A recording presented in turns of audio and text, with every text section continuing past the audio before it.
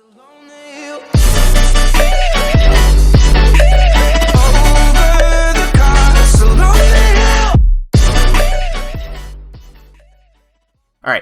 hello Riven mains and Yasuo mains alike. I am the Nightwing, Wave 5 Esports, coming to you guys with another League of Legends video. We are no stranger to people leaving professional League of Legends teams, esport teams around the world. We know that we are no stranger to orgs leaving spaces, coaches, players leaving due to disagreements. You know, players just don't see the game the same way, super teams falling apart. But today, those things and a blast from the past is about to resurface in the League of Legends community. And as I read these few news pieces, I'm going to be giving you good and bad examples based off of how it can exactly work out for you guys in general. So let's read it actually, and then let's give our opinions off the situation.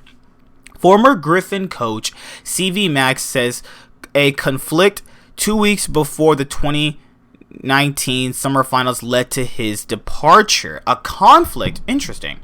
Many people in the League of Legends community were shocked today to find out that Griffin parted ways with its longtime coach CV Max, but the 29-year-old gave some insight translated by reporter Ashley Kong as to why he left the team during a stream after his departure. After Griffin finished in second place during the 2019 summer LCK split, there was allegedly a conflict between CV Max and manager Cho Yu Nam around 2 weeks prior to the 2019 summer finals, when Griffin failed to win the finals against SK Telecom T1. CV Max was allegedly informed that he was going to be fired due to the team's lack of success and his inabilities as a coach. CV Max on stream after parting ways with Griffin. After Griffin's second place finish in the LCK summer split, there was a conflict between CV Max and Chogam, a director of Griffin. Just 2 weeks before the summer split, there was a major split between the parties. CV Max protested that this move by the management and the decision was retracted at the time, but trust was already broken between both parties. The conflict eventually continued and he ultimately left the team. He did try to reassure fans that they had nothing to worry about and that this roster is still strong enough to still win worlds without him. Yikes, big yikes. The past 2 years have been a roller coaster ride for Griffin. They've been absolutely dominant since they've entered the LCK in the summer of 2018. Griffin have been able to reach the playoffs in every season. They've even been in the league, but have faltered in the finals each time. First to KT Rolster during the 2018 summer split, then to SKT twice this year. Even though Griffin haven't been able to win the LCK yet, they've been one of the strongest rosters in the world. With CV Max's departure, this only poses more questions into how consistent Griffin will be at their first World Championship coming up this month. So, this is actually pretty interesting because this is throughout history, this is not a good thing. Like, I could reference it even back towards NA and EU, actually. So, for all you Fnatic fans, hashtag G2Army, let's go back to Fnatic. Who was the coach that Fnatic had back in 2015 that got them to semifinals at Worlds? It was Daylor, right? Remember when Fnatic got Gamasu and Spirit?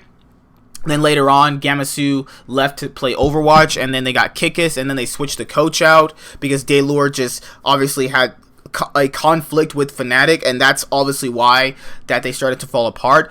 And then remember, right after that, they got Nico de Pico. Yeah, that was crazy blast from the past, right? And then after that, the team fell apart. And before that, the same thing happened with Origin. They kicked their coach, and then they brought in Nico de Pico, and then they lost to G2 in the finals. This was all in the same year of 2016 in North America, when CLG had problems with Ziggs, and the success wasn't there anymore. Ziggs left CLG, and then CLG fell off until literally this year. You have to factor that into a lot of other teams.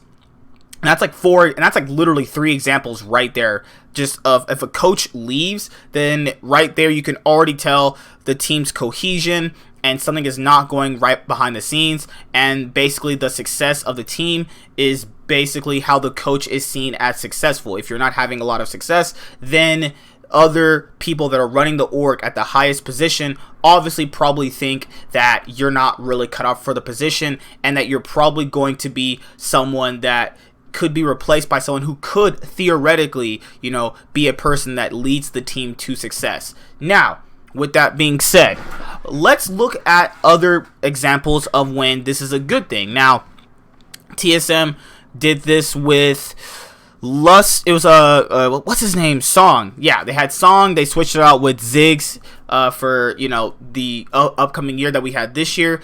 In 2018, they had Song. They switched it out with Ziggs, and then obviously they had up and down success. But you can kind of see how switching out coaches can be a problem. And then later on during this year for TSM, they switched out Ziggs for the other Korean coach that I forgot his name right now that I can't remember. And then that was an issue because they were working so much time with Ziggs, and then now you're adjusting to somebody else. It's always a problem when new people started getting slotted in to a bunch of new positions. It always seems to be a issue nonetheless.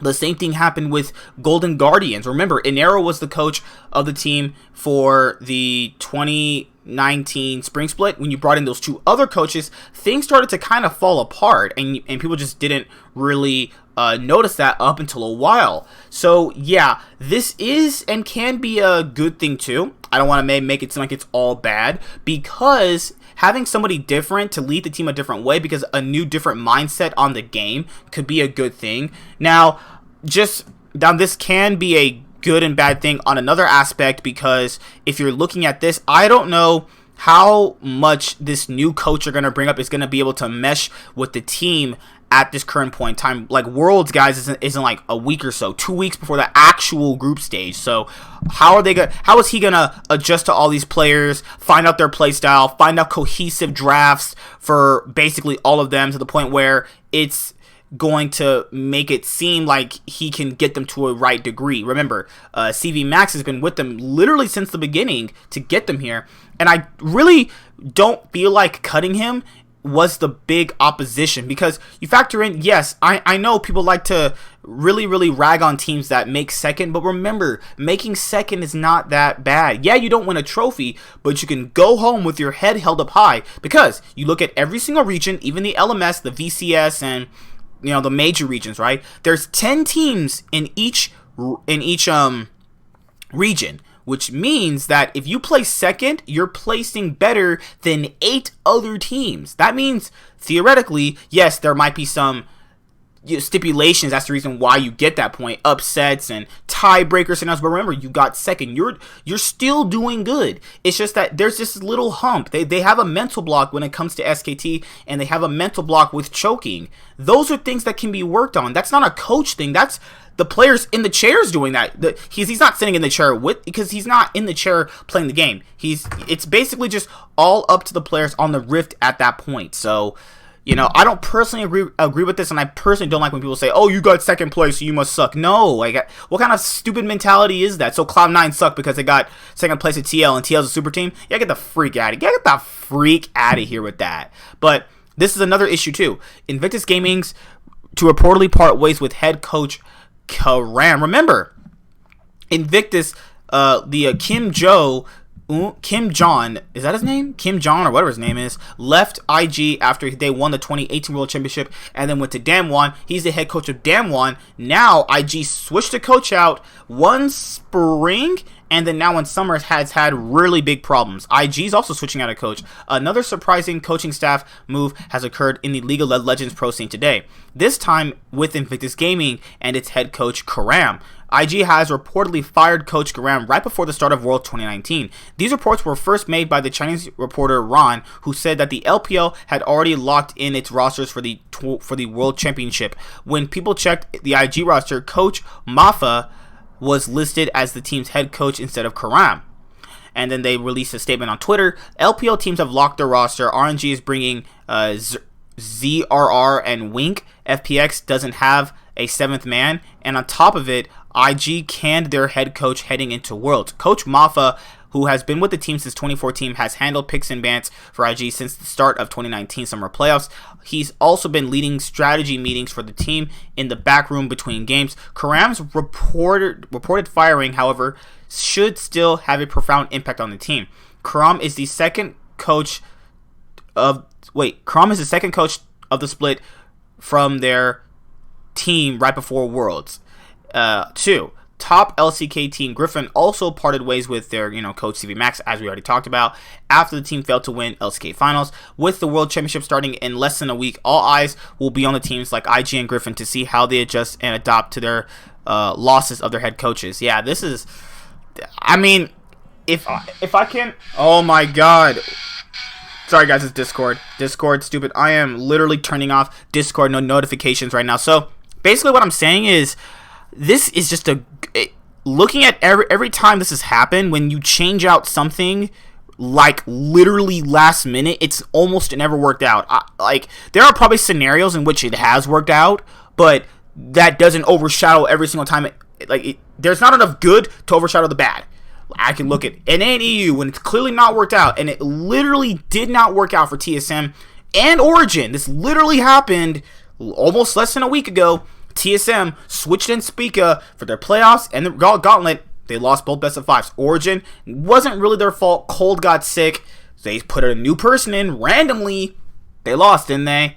You gotta take facts for what they are. I think that JDG did the exact. JDG switched a person out. They lost too. It's like switching out people and coaches at last minute does not work, as history has shown it. It just never seems to happen. But I think that it could be a good thing depending on how the organization is ran. So I'll see you guys later.